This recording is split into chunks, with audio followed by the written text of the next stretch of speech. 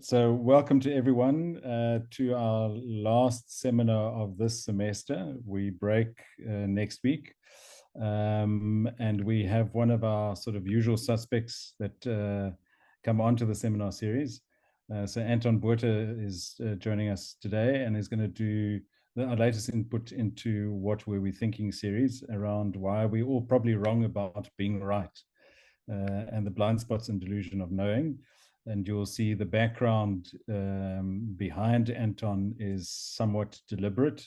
It's the construct of his talk today.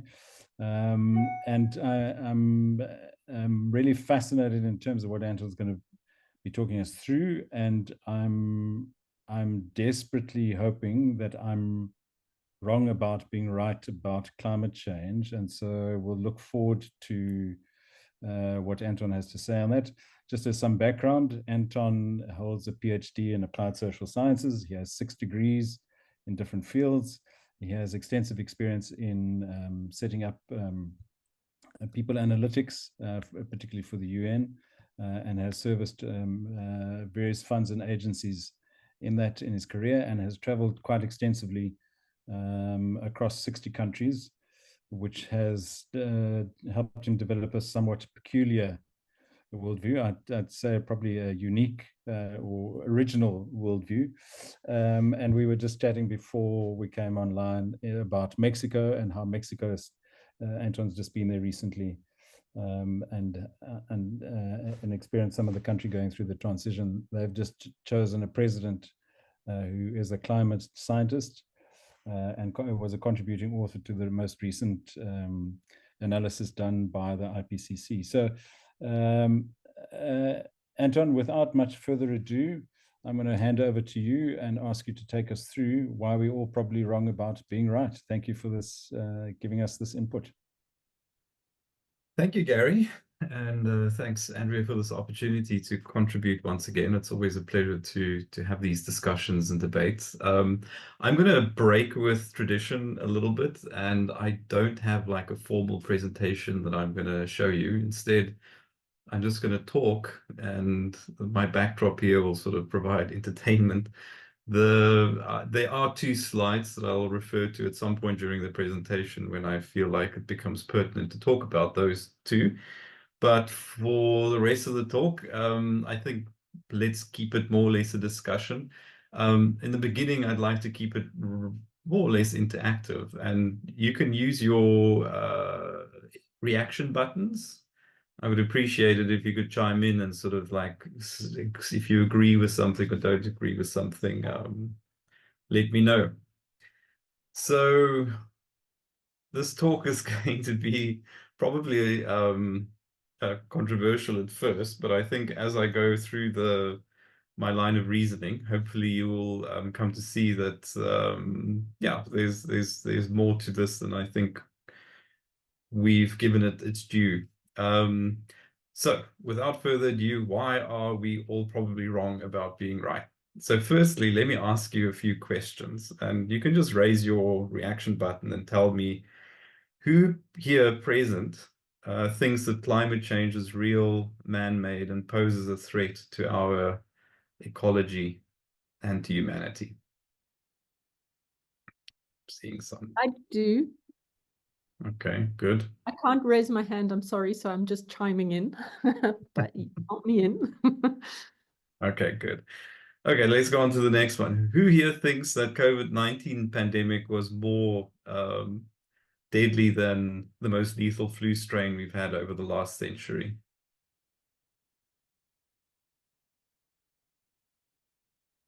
I do. Okay. Okay. So my final question here is going to be, do we think that everybody that we know agree with these 2 facts?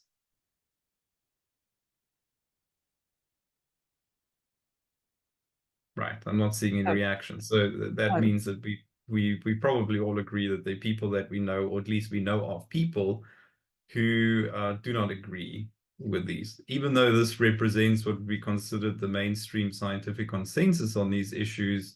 There's not universal agreement on whether these two facts are in fact true. Now, the next question I have for you is, why do you think that people differ from us on these issues?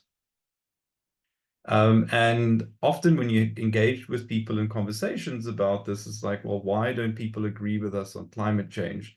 It really boils down to things like, well, they're just ignorant. They don't know the facts of climate change. And if only we could educate them, then they would come along and they would understand that this is real, it requires attention. Or we sometimes it's attributed to sort of a deficiency of character. It's apathy, or it's mendacity. It's just people who've got like some moral deficiency, if you like. Or a refuge of last resort is just to go ahead and call them stupid. How many people have just said, well, it's just ignorance and stupidity is why people aren't sort of coming along in terms of embracing the mainstream consensus on these issues. I have to say that this is a line of reasoning that I happily engaged in before I embarked on my my PhD journey. And I want to share a story with you. And the story is about a friend of mine called John. This is a friend of mine from the US, and we've had a long and rather fraught friendship when it comes to issues like this. I met John probably 2 decades ago now. And at first, John and I worked with John's wife, and she and I became really good friends in the work context. And then when she fell pregnant, John came and took over her role, and then the two of us became really good friends. And we were into a lot of the same interests. We spent a lot of time together, the three of us. It was a fun couple to hang out with. And when their son was born, I spent a lot of time with this child and kind of became almost like a godparent to this kid. And everything was hunky-dory until it came time to talk about vaccines. And this kid was supposed to get the MMR vaccine, and my friend John was dead set against it. And his wife and I were kind of a bit perplexed by this. And this sort of spun off a huge conversation about vaccines between the three of us. And this conversation got very passionate. And then eventually there was an agreement that was reached that this child would get 3 separate vaccines and not the combined vaccine. So there was some sort of pathway forward for this. And after having worked with the couple for maybe 2 or 3 years, I'd left the country, returned to South Africa, but always kept contact with the family. And whenever I returned, I would spend time with them. And over the decades, I found myself disagreeing on a number of areas with John. We used to spar on all sorts of vaccines when it came to the health of their son. And then we sparred over climate change. And as the years passed, I thought, you know what? I have a lot of respect for John. John's an engineer. He's highly educated. He's got postgraduate qualifications. He's incredibly well read and informed. And I thought, maybe it's a case that I'm wrong about this issue. So I asked John the one day, can you put out the case for me why you think climate change isn't real? Can you show me the evidence that you believe that supports the case that this is just something that's not, really as serious as people make it out to be? So with quite a lot of zeal, he took me to his office and we sat in front of his computer, and rather unsurprisingly, he started Googling and started showing me all sorts of graphs and figures online, things that, for instance, graphs that show that there's a drop in atmospheric temperatures at certain altitudes and things like that, which he took as evidence against the consensus on climate change. But I was quick to point out to him that this is a very narrow band of temperature ranges that you're showing me here. It's only for certain altitudes. It's a very short data span. And then he showed me figures that showed that Arctic sea ice surface areas was actually increasing over the winters. And my first response to him was, well, I mean, it's not saying anything about the thickness of the sea ice. And surely if you consider how volume works, you can have greater surface area, but actually less ice. And, you know, he sparred with me on these issues, and he was like, well, you know, why are they not sharing all this information with us? It seems so one-sided. And this issue is obviously more complex than it's made out to be. So I say to him, okay, you've had your go. Can I give you my case for why I think climate change is real? So I went to Google, did the same, but this time evidence for why there's support for climate change. And one of the first websites I came across was a NASA website. And they've got quite a nice website that shows over the progression of decades how ice caps have started reducing in size at certain points during the year. A lot of photographs of glaciers that have disappeared. So there was a lot of evidence in support of what I thought was the view. And his response to this was just simply, I'm sorry, but I don't trust this agency and the information that they are providing on these websites. And I was like, well, what basis? What do you mean you don't trust them? And he says, well, you know, there's funding that's tied to them presenting certain cases in favor of climate change. If they can provide the evidence for this, that means that there's more funding that they'll draw in from government agencies, et cetera, et cetera. Now, at this point, and this was sort of during the starting years of the Trump administration in the US, I pointed out to John that surely if they've got evidence to the contrary, and the current administration is definitely not pro-climate change, wouldn't that attract more funding? Anyways, this all devolved into quite a heated argument. And then at some point, we just both had to say, okay, we're going to call it quits. Walked away. A few years later, I was in South Africa. John's son was doing applications for college. He reached out to me and asked me to give him a hand with the applications. And I said, sure. And on this Zoom call that I had with this young man, I said to him, it was the start of the pandemic, what's your dad's view on the pandemic? And before he even answered, I said, let me guess. And I sort of said, I'm going to go ahead and guess that he thinks that the pandemic isn't terribly threatening, that it's not as lethal as people say, that there's a complete overreaction. I'm going to go ahead and guess also that he's not really pro the vaccine that's being rolled out. And his son kind of giggled and said, yeah, it's exactly, you know, what's going on there. And then it dawned on me, it's sort of like, well, how come John and I are so reliably on the one side or the other side of these issues? Surely if these are independently researched and well-conceived, rationally deduced conclusions, we would come down on different sides of these debates, more or less, right? It can't just always that it's on the side of one and on the side of the other, the anti-side. But that seemed to be the pattern that the two of us follow. And that sort of made me really curious. And the one day, while I was thinking about this, I was listening to a talk by Daniel Kahneman, the behavioral economist. And it was only when he said this that it really dawned on me what it is that John and I had been debating all these years. Now, despite our education levels and backgrounds and whatnot, neither John nor myself are epidemiologists or climate scientists or public health experts or any of the kind of expertise that you really need to kind of get your teeth into these areas. And what Kahneman said, and even he, a Nobel Prize winner, admitted this. He said, when I say that I think climate change is true, what I'm really saying is that I believe the constellation of mainstream institutions that have brought this knowledge to bear in the world when they say that climate change is true. And the same applies to things like pandemics and vaccinations. In fact, anything that comes with what we would call collective complex risk. So these risks that we face as a society, by their very nature, things like climate change and pandemics, vaccinations, and a whole range of other things are complex. These are complex systems.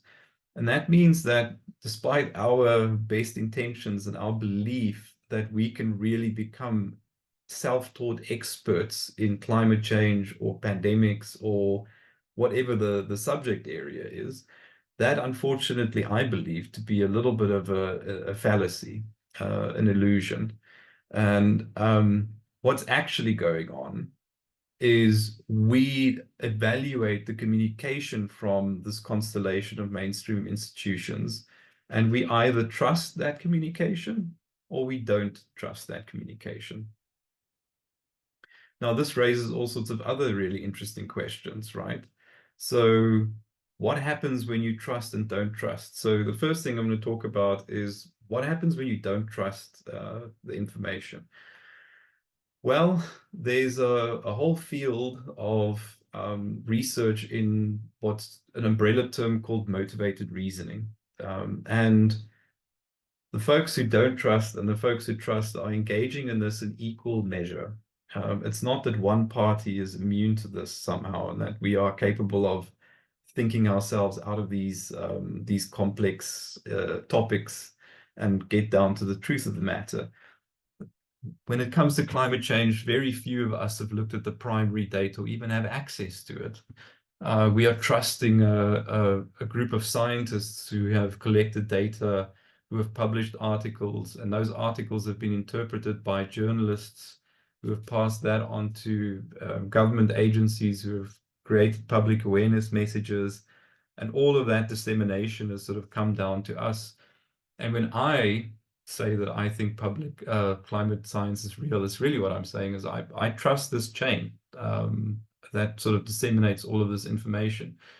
Again, even with the best intentions, I could sit for decades and try and understand all the primary data and all the models and the whatnot.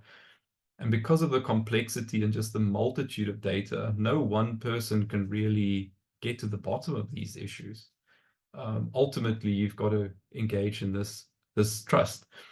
So back to the issue of motivated reasoning. If we are motivated to believe one thing or another, it's our brains actually think about information and data differently.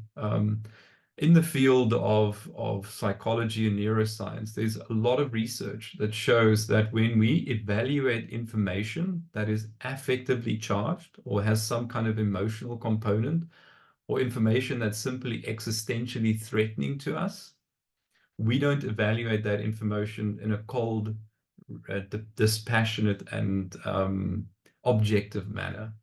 So the idea that we can even do that is being challenged by the research out there. And I'll give you an example of one of the studies. There's a guy called Daniel Cahen from Yale University in the US. And what he did is he set up a simple numeracy test, right? So give people a test to see how good they are at working with numbers. And as you would expect in any normal population, there's people who are really good at manipulating numbers, people who are not so good, and then most of us are somewhere in the middle. And then what Daniel did is he took that data and he said, okay, I'm going to give people graphs and I want people to make logical conclusions off these graphs. And so he would give people data that would evaluate the effectiveness of a topical cream treating some kind of fungal infection. And lo and behold, the conclusions and the accuracy of the conclusions that people were drawing were very much in line with their numeracy ability. So the better you were at the math, the better you were drawing conclusions from this data. However, what Daniel then did is he changed these data inputs, and he took away the axes labels that had to do with topical creams and fungi, and he replaced it with gun control measures and societal safety in numbers outcomes, so reduction in mass shootings and things like that. People who identified as conservative in the US were no more likely to come to the right conclusions on these graphs when it was this topic than people who were really bad at doing maths. It's like something intervenes in your brain when you're working with the data, when it's kind of emotionally charged. to prove the point, he also changed it. And he showed that gun control measures has no effect on public safety outcomes. And this time it was the liberals who were no more likely to kind of get that answer on that question right. I mean, there were a series of questions, but kind of just to illustrate the point. Similarly, there have been studies that they've done where they've been, there was a famous football match, I think it was against Dartmouth and maybe Harvard, and it was a particularly brutal match, and it was all recorded and filmed, and they got the student bodies, representatives from each school to evaluate this match and sort of score it and look at the infractions and things like that. And what they found is that obviously, depending on what school you went to, you saw more infractions from the other team than, you know, what was being incurred by your own team. And it's only when they got sort of third-party neutral observers to evaluate this that they saw, you know, that there were differences in what people were actually seeing in these matches. Now, the reason I bring this up is because when we are evaluating data, under these kind of existentially threatening, emotionally engaging conditions, motivated reasoning implores us to do all sorts of things that we wouldn't normally do. Now, you'll recall that example that I mentioned about looking at those graphs with the atmospheric temperatures. To him, that was a solid piece of evidence that this is a controversial finding by climate scientists. It was I who saw the small print on that figure that said it was a certain altitude. He didn't spot that. Equally, when he showed me the data on the ice and the ice thickness, it was me who was like, well, hang on, what about the volume of the ice? And this is not because is stupid, John is stupid or ignorant. It is just because your brain engages in different information processing mechanisms when you are dealing with information of that nature. So there are lots of different mechanisms that are activated by motivated reasoning. One is one that's probably known to us all as kind of confirmation bias informs our information searches. And when we find information that conforms our biases, the amount of critical evaluation or scrutiny that we place on those sources is much lower than any information sources that contravenes or contradicts our views on these issues. Here, we tend to really jack up the requirements to make sure that what we're seeing is actually, you know, factual, and we'll scrutinize it. And the more that the data that we see don't agree with us, the more we'll try and find ways of undermining it. So you'll try and find flaws in the methodology. You'll try and find, if you can't find it in the methodology, then it will be about the integrity of the researchers. If you can't find it about the researchers, it will be the way that the primary data was collected. So you can just keep going down that rabbit hole until you find, you know, some flaw that supports your view that this data actually can't be saying what it's saying. Okay. So that's motivated reasoning. There's a lot more to it. There's a whole neurobiological component to it that's also really interesting. And there is a multitude of studies that sort of reinforces this. And I just want to emphasize, motivated reasoning doesn't mean that you're free to believe just anything. Motivated reasoning does demand evidence, but it's very selective in the evidence that it selects to kind of build up certain theories of the world in terms of how we choose to see it. So those are kind of the mechanisms that are at work when we are debating these issues, especially issues that represent this kind of global collective risks. And as I mentioned now, John and I really, when we say we trust, what we're saying when it comes to climate change and pandemics is we trust this or we don't trust this. Now, The next step then is we know now the mechanisms that sort of allows us to come to these conclusions, but what's underneath that trust? What is allowing me to kind of, quote unquote, almost blindly, as John would put it, follow this mainstream consensus while he is far more suspicious. And if you start looking at the trust literature, it's interesting. There's something in trust that's dispositional, so it's unique to the individual, but there's also elements that are situational. So that's the environment that you find yourself in. So our risk propensity and a variety of other individual, almost personality-driven factors influence the degree to which we are just capable of trust, full stop.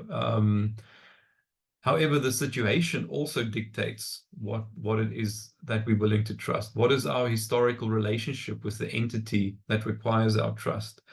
And a very crucial element of trust is vulnerability, right? I mean, the whole premise or definition of trust is that you have to be vulnerable to somebody in some situation or circumstances. So I think vaccines in this case are a really good example. We have to trust this sort of constellation of mainstream institutions when they tell us the vaccines are safe and effective to use. And that puts us, the public, in a vulnerable position. We have to essentially absorb the risk that poses of taking these kinds of medicines, right?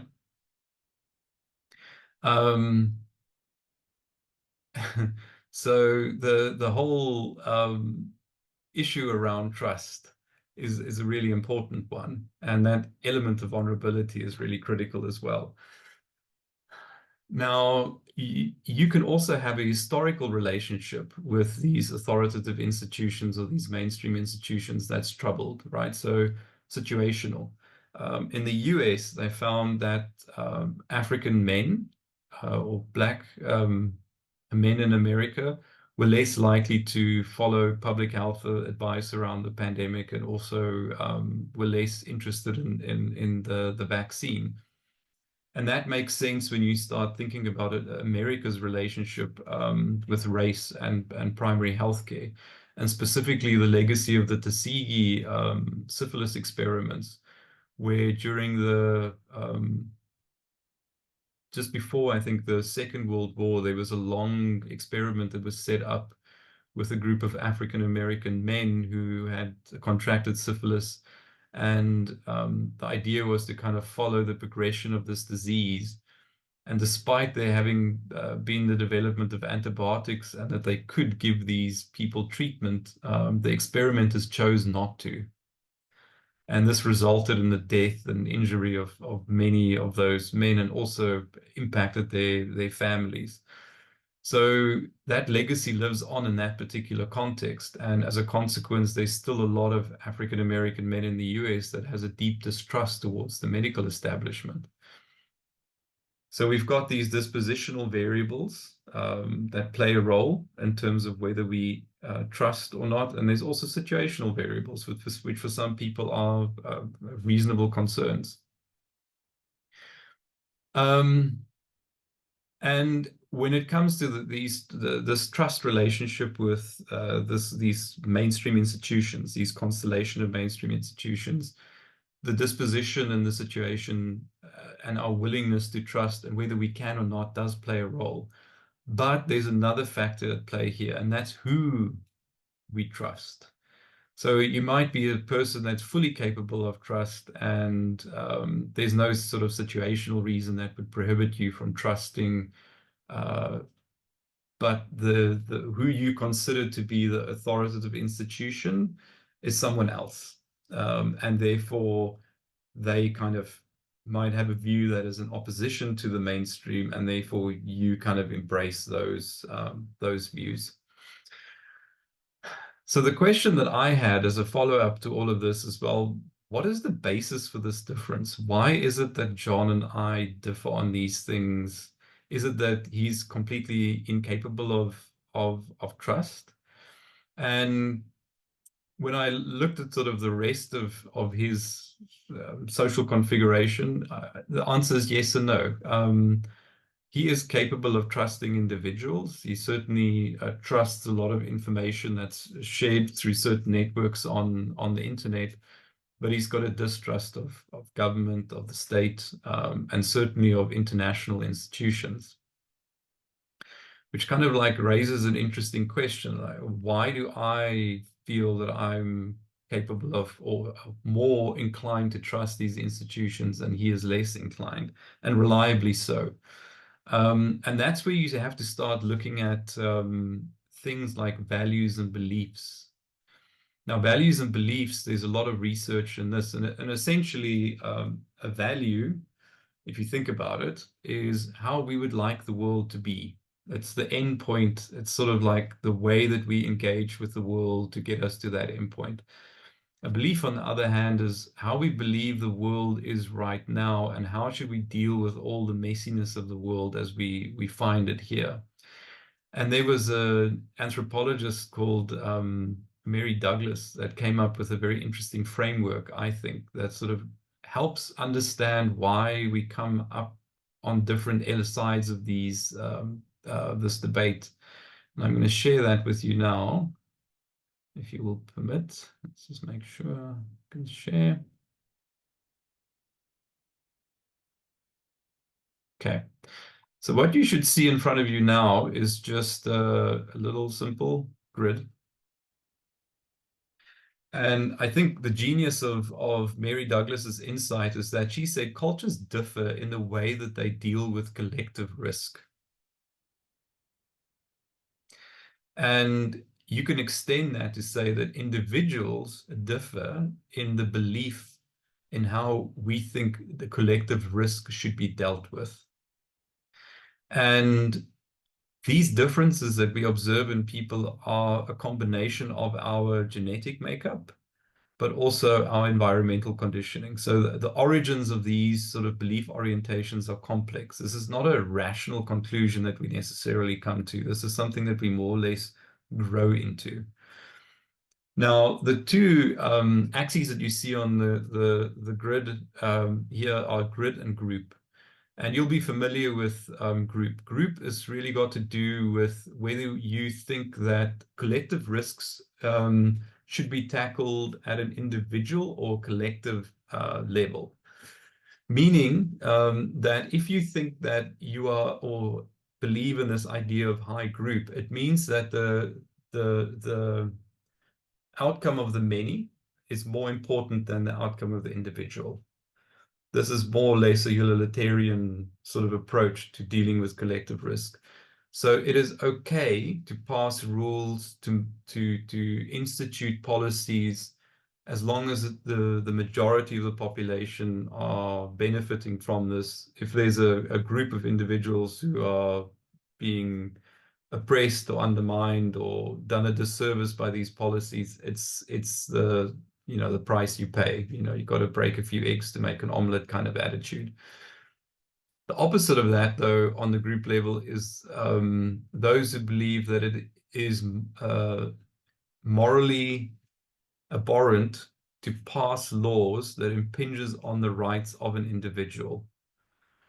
So a good example there would be like America. I've always wondered about the gun debate there. And even though they endure all these mass shootings and there's lots of people that die every year as a consequence of gun violence, for a lot of individuals in the US, it's more important to uphold this principle that you can't pass laws that withholds the rights of individuals for the benefit of the community. The other side of this is the grid. And the grid is really whether you believe that you've got a kind of a fixed position in society. So how in the cultural frameworks, they'll sometimes talk about power distance. It's a little bit more complicated than that, but it is the idea that once you're brought into a society, into a collective, you have a position that's been assigned to you, and there's not a great deal of mobility in and out of that position. It's sort of like, you know, where you belong. And everybody has a role to play, and it's your duty to play that role. That's kind of what the high grid position means. Now, for Douglas, this gave rise to these different profiles or archetypes that I think are really interesting to think about. Now, the group with high group and high grid is what she termed, or subsequent researchers termed, the hierarchists. And if we were to think about extreme examples of hierarchists, you can think potentially of a country like China, where the dominant culture there is a collectivist culture. There's this idea that, you know, we should be making decisions to benefit the collective. If a few people, you know, get lost in the process, that's okay. And also that your position in society is relatively fixed. Your role is determined. There's a real reverence for experts. People are supposed to revere also people in political power. And there should be trust in the authoritative institutions because they belong in those positions and they're there legitimately. And if you think about the policies that China adopted during the pandemic, it should kind of become apparent what the outcome of that is, right? It's policies where they would lock up entire apartment blocks because there was one COVID case. The other 450 people who lived in that apartment block is like, well, too bad. We got to look out for a city of 20 million people. And if it's 400 people that's got to bear the brunt, you know, so be it. The opposite of this, though, is the individualists, where you've got a very low group orientation. So it's like the individual is supreme, and then also a low grid orientation. So there's a lot of mobility. It means that people can move from position of expert to non-expert. You can kind of work your way up. You are responsible, and you have the responsibility for looking out for your own well-being when it comes to facing collective risk. And these two axes or quadrants give rise to very, very, very different approaches when it comes to dealing with these collective risks. Your hierarchists will typically come up with strategies that are top-down. So this is like there's a mandate, there's a law, a regulation that everybody must universally adhere to, and that's what's going to get us through this risk. Whereas the individualist, it's a very different approach. It's no. The best way is to leave everybody to make these decisions for themselves, put the information out there, and have people evaluate the risks associated for them and have them themselves make the decisions about whether they want to face this risk or not face this risk, withdraw, or whatever it is. So if you think again in terms of the pandemic, during the sort of lockdown years, it was interesting to watch the different states in the US, especially the ones in the South, like your Floridas. They did everything that they could to avoid mandates that would lock down or sort of impose solutions to this. It was more or less trusted to the general public to take it onto themselves to manage the risks that are associated with these with that particular pandemic. Now, I'm sure you're curious to know about the other two, the egalitarians and the fatalists. So the egalitarians, very high group orientations, and then but low grid. So meaning that everybody is pretty much on an equal footing here. There's no authority that we want to impose things on us. We need to collectively make decisions and collectively, you know, address these issues. And I think a nice example is if you look at Europe, especially with dealing with the ecological crisis. Germany and Belgium and a lot of other countries, they've really internalized the idea that it's everybody's responsibility to engage in recycling, to save power, to cut down on meat consumption, to travel less in order to save the environment. These are not regulations that have necessarily been imposed on people top down. These are choices that people have collectively made to address this. Of course, there are all sorts of downsides with trying to address collective risk using just an egalitarian approach. There are limits. The fatalists, on the other hand, are people who believe that, well, our kind of roles in society are pretty much cast, but there's not a lot of interest in looking out for one another. So when it comes to dealing with collective risk, it's every man, woman, and child for themselves, and you kind of just do in your very narrow little sphere of influence what you can to mitigate that risk. There's a lot of data that's been collected on this framework, and countries do fall generally on average somewhere in these quadrants. And these quadrants are actually some of the best predictors of whether people will embrace public policy on certain issues, more so than political orientation and a lot of other metrics that have been collected on these issues. You're also probably interested about the autonomous zone in the middle. And the truth is that what I've explained to you are now extremes. Most of us sort of float around the middle, and depending on the circumstances we face, we will gravitate more or less to one quadrant or not. I must say, when it comes to dealing with infrastructure issues and political issues in South Africa, I find myself gravitating more towards the fatalist orientation.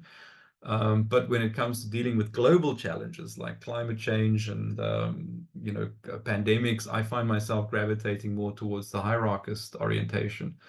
And I invite you to kind of consider, where on these quadrants do you think you find yourself when it comes to dealing with or when you're faced with collective risk? What are the best approaches? And like I said, these approaches are coming from places that aren't necessarily rational. These belief orientations are things that are developed biologically, socially, and they operate in a complex way. Another thing that also plays into all of this is our values, the things that we actually value. And Schwartz is a researcher that spent his entire life looking at values, and he came up with this circumplex. So remember, this is how we think the world should be. It's where we're trying to aim towards. And what's nice about the circumplex is it sort of has this universal set of values, but what it allows you to see is what are the opposites associated with things, right? And another way of thinking about a value is, if you value something like universalism, what you're really saying is you don't value the idea of people asserting power over you, or the idea that there can be unfairness in the world. The same with benevolence. If you value benevolence, what you're really saying is that you really abhor violence and unfair treatment and things that are unkind and things like that.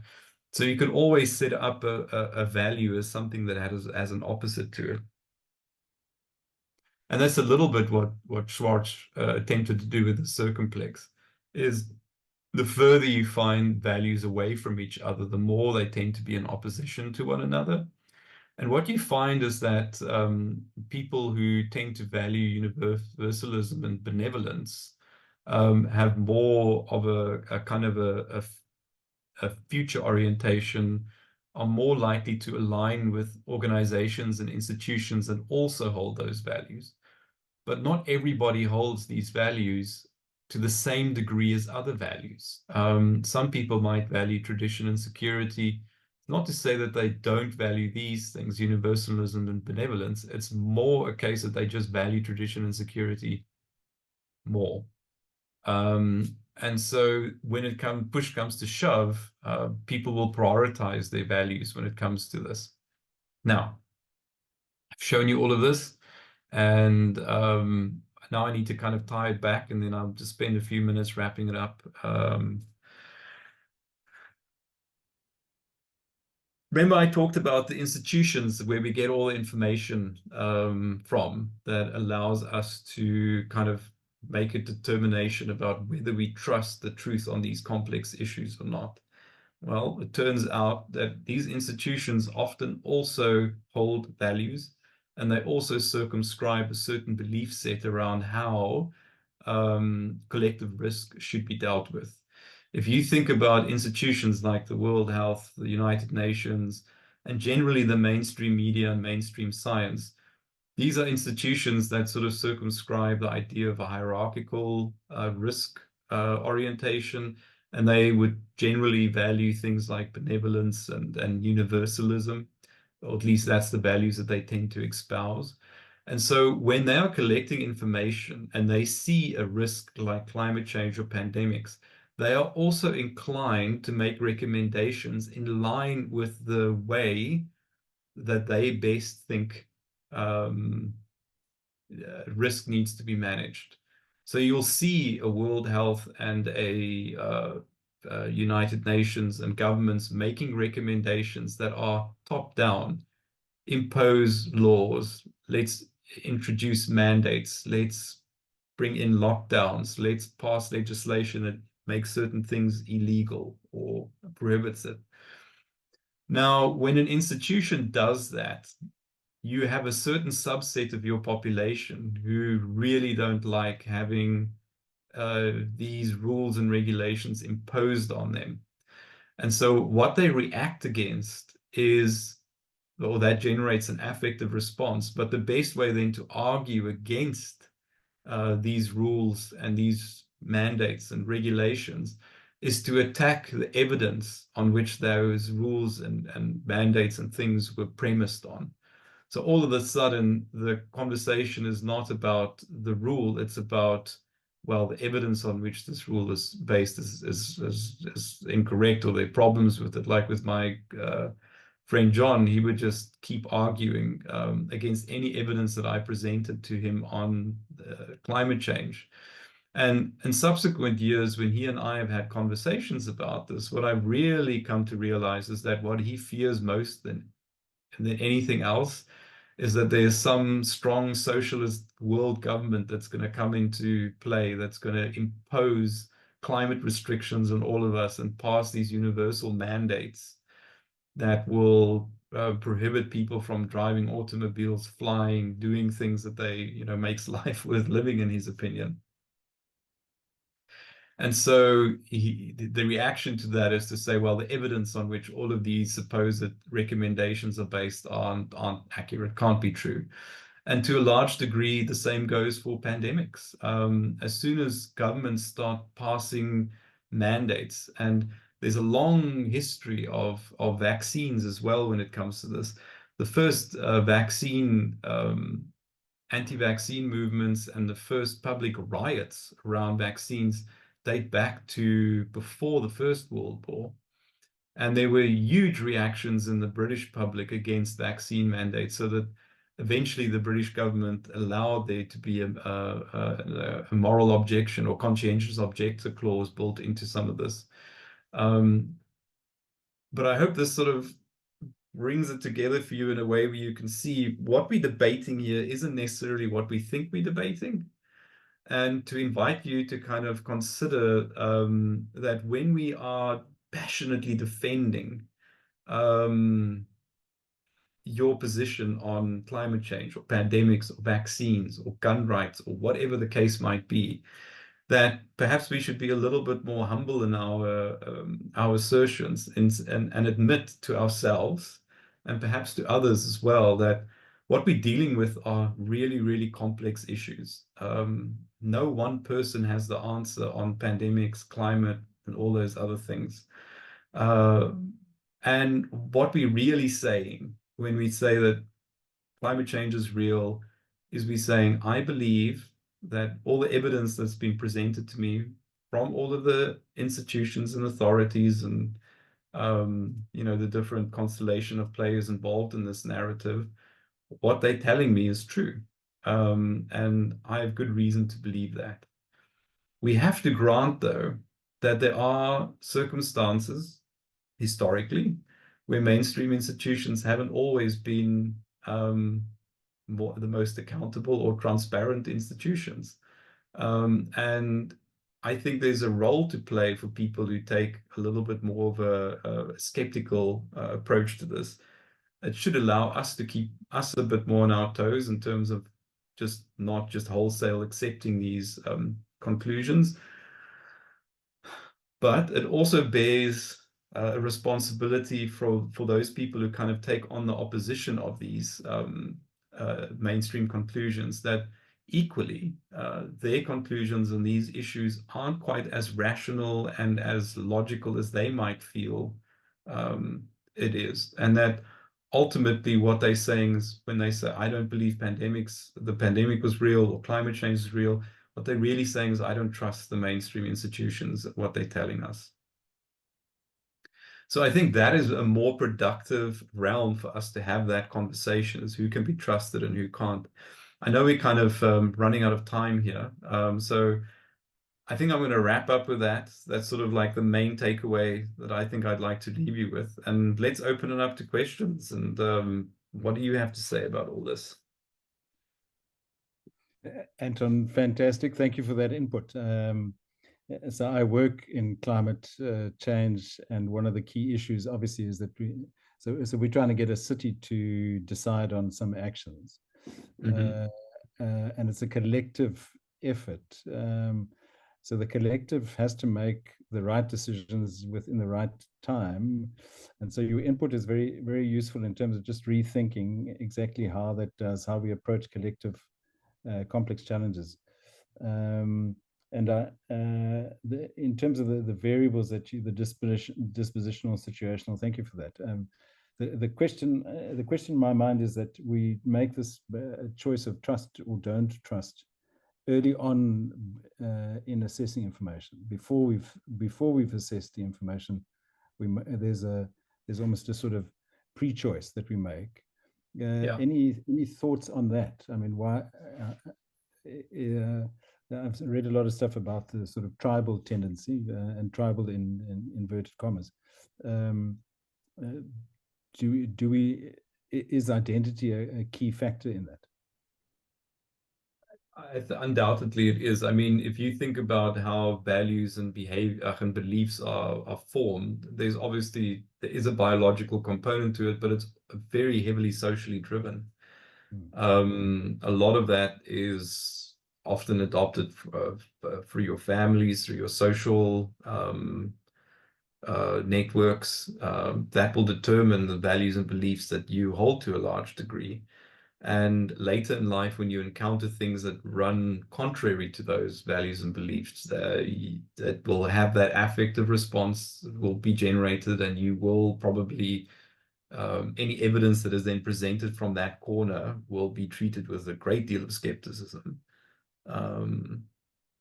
But yes, post-hoc rationalization is a powerful mechanism that forms part of motivated reasoning. And there's lots of evidence for it. Awesome, thanks, Anton. We open to questions, and we have Belinda has raised a question there. Belinda, are you still online? Maybe you just want to pose it in person. Hi, thanks, Gary. Yes, hi, Anton. Thank you very much. Yeah, I've already typed it out, so I'm not going to repeat myself. I'm sure Anton can read that. Anton, I'm just wondering, one hears a lot about the word cult these days. Everybody is accusing everybody else of being a cult of this and a cult of that. And that kind of folds back to the idea of social contagion and social delusions and, all of those kind of discourses, people getting so entrenched in kind of discourse, without questioning and evidence and all of that. Just some of your ideas around that. The dynamics involved in cult indoctrination can, very often be seen in a lot of what is happening, in these kind of movements today. And this is not new. Stanley Milgram and Philip Zimbardo and the social behaviorists have been pointing that out we're going on to 100 years now. So just some thoughts from you about that, please. Thank you for a wonderful talk. Thanks. I mean, it's an interesting point that you raise, and you'll find that people who are not necessarily pro climate change and are anti-pandemic vaccination, people would say that those of us who believe the mainstream are part of a mainstream cult. So it cuts both ways, right? So I think we should be careful, and this is something that certainly my research has humbled me in, is the idea that there's a clear right and wrong at our level. I'm not saying that there's not an objective truth and that there is no evidence for climate change. I'm really not saying that. I think that there is an objective truth out there somewhere. The problem is how we mediate it to get to that is where it starts getting very, very messy. So yes, the whole idea of, I mean, you can use cult almost as like a metaphor to think about how we come to our various conclusions. There's certainly a very strong social aspect to it. And if you look at, for instance, the American discourse around climate change and the pandemic and stuff, it almost followed the patterns of a cult, and they've got their very strong left and right-leaning news networks, and they follow such predictable patterns when it comes to how they positioned the information about it and how they reacted to the mandates. And it was also interesting is that, you know, the COVID pandemic nobody was really debating that it was a pandemic until mandates started appearing. Then all of a sudden it was like, oh, okay, wait, hang on a moment. Is this actually real? Because this is now really causing a reaction in me that I'm not very happy about. And that's when the evidence starts getting questioned. And that's also when people start coalescing. So the people who feel that sense of like, this mandate doesn't matter, I don't like this imposition, this top-down thing that's coming. Let me find a community of people who agree with me. And then we can fight this thing together. And we have to remember that our rational faculties are primarily there to enable us to interact as social beings. It's almost a coincidence that our rational faculties are good at solving other problems. But it's a good principle to bear in mind when you think about how we go about thinking about these issues. Okay, thank you. Any other questions, comments? Thanks,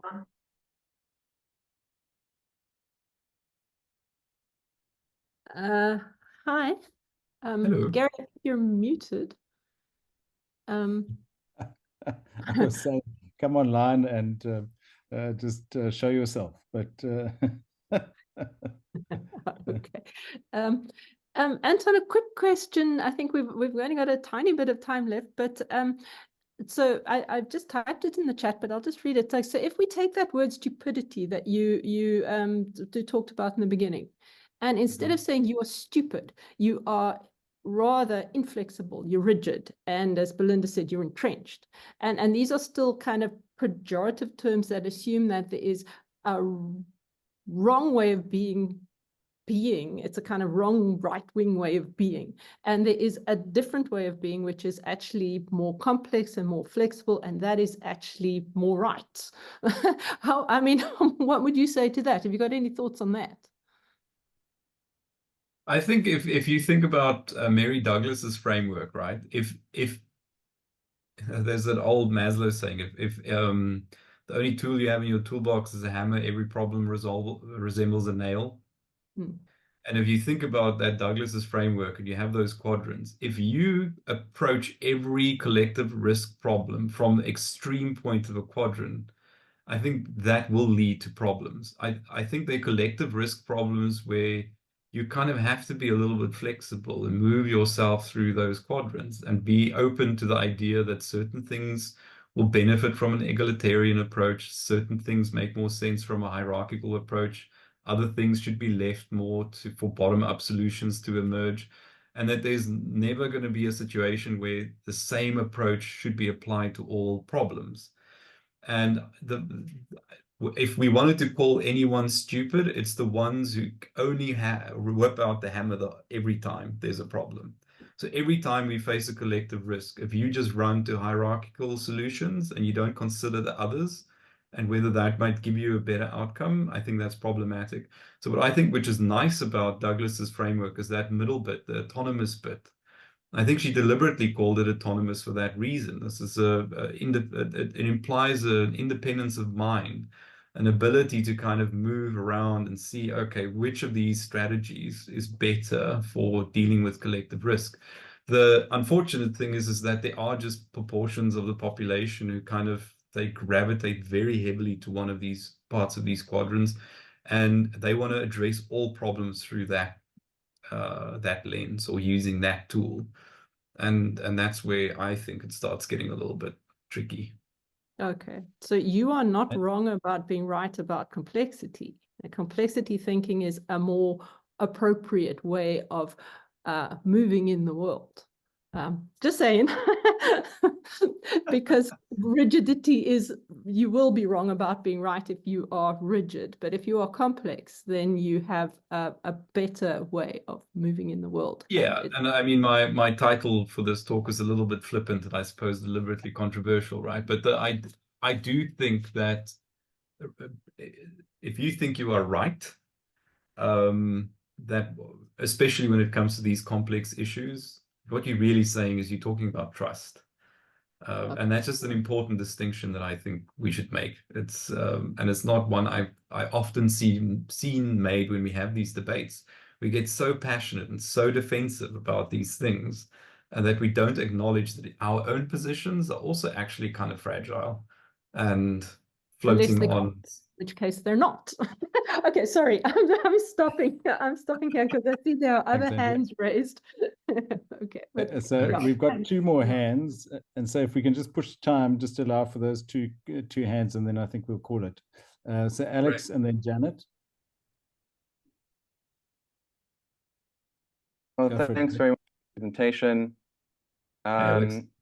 Hello. So Teju Cole, who's not a behavior economist, had a very wonderful insight into something that you've been speaking about as the main theme of your talk. It's a quote from Tremor, a book he published this year, which is on page 97. But when a man's existential satisfaction depends on not knowing something, he will very much find ways not to know it. Right. Yeah. And so to me, that speaks less about what you trust and more about denial. And denial has been a very old phenomenon that I think in particular writers have been sensitive to. Because, and maybe I'm not hearing you correctly, but when the problem about how we face complexity simply becomes a matter of trust, then it means that all expertise and knowledge kind of goes out the window.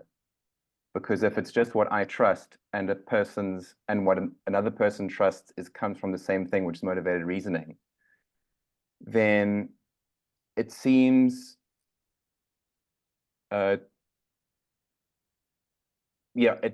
something that I'm uncomfortable with about the implication that someone who's been studying a certain area of inquiry like climate science or viruses, that they're on an equal footing with someone who hasn't paid any attention to those fields. And maybe that's not what you're saying, but I think the problem is not only one of trust, it's also that someone can be in denial about something that puts all of our lives or some of our lives at risk, which I think adds to what you're saying, but it just is another dimension of what's going on. If we had more time, I mean, this you can't probably see, but this is the subject of my thesis was denial. I've done quite a bit of thinking and reading on that issue. So I'll say this: there was a very famous public health expert and health researcher in the US from Stanford University that came out with quite a few studies that showed that the lethality of COVID was far less than was originally thought, and that a lot of the public health stuff that was being done was completely overblown and blah, blah, blah. And if you go back and you look at his research, there's actually a pattern of kind of contrarian research. This person is considered to be a world-leading expert in this field. The problem with expertise is that when you're dealing with complex issues like pandemics or climate, no single researcher can have all of the truth and the information on these topics. And a single researcher will be subject to a lot of the same biases and, kind of ways of thinking and the same cognitive foibles that all of us are subject to. When, in my opinion, and when we start seeing truth in science emerges when there are consensuses, there's a large community of researchers who are coming together and saying, okay, I'm seeing the same thing, we're coming to the same conclusion on this issue. So I think there's a distinction to be made between individual experts and claims of expertise. Because they were also, if you remember during the pandemic, they were like doctors popping up on screen saying, well, I think this pandemic's bullshit, but it was like a neurosurgeon who had no expertise really, but he was a doctor, so people were like, from a medical expert, versus this consensus group-driven approach, which I personally place more trust in as a scientist. The motivated reasoning bit and the denial bit comes in when, well, you could always find evidence to support a view on a complex issue. Like my friend John, he can always go and find evidence to support his particular point of view. And I can go and find evidence to support my particular point of view. I think that my evidence is better than his evidence, but that's a feeling. And a trust and a mainstream consensus that he does not have. Anton, Alex, thanks for that. We're out of time, but I want to allow Janet just an opportunity to pose her question if we can. Sure, Janet? of course. Alex, thanks for Yeah, thanks. Thanks, Hi, Anton. Janet. Hi. What I found fascinating was the application of this model to countries, to country populations, and reflecting something about their relationship to government. And just let me give you one thing to ponder. Think of the United States of America and Australia, okay? Yeah. So these are two, what we would call high developed countries, high social indices, etc., high levels of individual freedom, human rights, etc., etc. But Australia has one calls it a nanny state, where they basically impose obedience from the residents in terms of things like vaccines, lockdowns, wearing sunscreen, whatever. America is quite the opposite. And as you were saying, each state has different regulations and people assert their right to do all kinds of things, etc. So how do you explain that? I mean, what is the difference? You really can't generalize. The Australian psyche is this and the American psyche is that. No. Really? And again, how does that work? So this model works, I think, more on an individual level, and then that the individuals roll up into groups that sort of make up a country's sort of general approach. But you can happily have all four of those quadrants operating in one state. And I think it's just when you're in places like China, the other three quadrants are just not really allowed to have an opinion.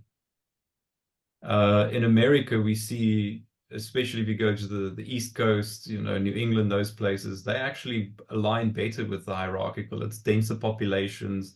They're willing to tolerate impositions and lockdowns and things like that, whereas other parts of the US aren't. But Australia is an interesting case, and there's a quote that I like to think about. I forget the name of the guy who said it, but he said there's nothing harder in the world to get somebody to understand something when their paycheck depends on them not understanding it. And it was a quote that was said in relation to tobacco executives back in the day. But Australia is a fossil fuel mining resource state. They are just digging coal out of the land, and there's millions of people in Australia that benefit from that industry. And so I think that a lot of Australians are engaging in just denial of the realities of climate change because it suits them to do so. They've got the money to put the preventive measures in place to kind of, to some degree, shield them from the effects of it. And yeah, they just, it really wouldn't suit their bank accounts to think too seriously about it. So why do you think they are more denialist than the United States population? I mean, do you The think Australians? I don't think they are. I think the United States as a society is extremely denialist about climate change, vaccination, all kinds of things. I don't know. I'm not sure exactly if you get my point. I mean, it's that the state, it's about the nature of the state's relationship to the population and whether people trust authority and have that right. And if I were to confidence in authority, etc. Yeah. And Australia is very different from the United States. Yes, no, they are absolutely. And the United States, having lived there for a long time, my experience of it is it's not one country, it's two countries. You have the coasts, and they've got a very different approach to society and living. And if you look at the laws and regulations that exist in those states, they're radically different from the center of the country.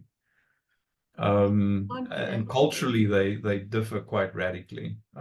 When you start traveling around the states in terms of, I mean, New York is the epicenter of many global institutions. And when you speak to people in that city, there's very much an embrace of benevolence and universalism and more of a hierarchical approach to top-down. But boy, if you go to Texas, you're talking to a very, very different group of people with very different. How useful is it? Okay, Well, guys, sorry, sorry, Gary. Janet, no problem. I mean, it's fascinating that Anton had 2 two seconds. slides. Can I just go? Just to answer Janet's question, is that the framework applies equally to an individual level. So I've got measures, Janet, that I use in my PhD to ask individuals where they fall on those quadrants.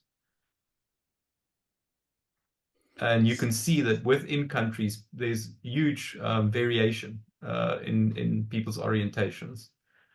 In America, there's just more of a leaning towards one side. And in China, there's more of a leaning to another side. It doesn't mean that the other four don't exist. Anton, thank you very much. And Janet, thanks for your question. We're going to close off now. Just to say that when we are faced with existential crises, our actions require sufficiency. So like with the pandemic, if enough of us take the vaccine, we're fine. If not enough take it, then we're not fine. And really, I mean, your talk, as you put it in your in the blurb, is about not what were we thinking, but how do we think in a complex world?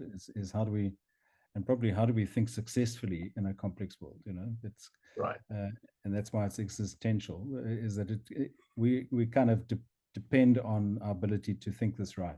I don't know if that's right. Andrea, back over to you, and Anton, thanks very much, and thanks to everyone else for joining us for this session.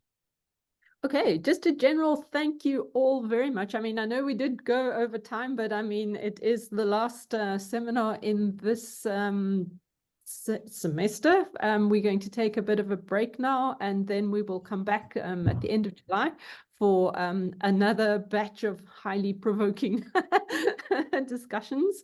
So Anton, thank you very much. It was a fabulous end to this session, and obviously a kind of pointer towards very, very much more thinking and talking to be done.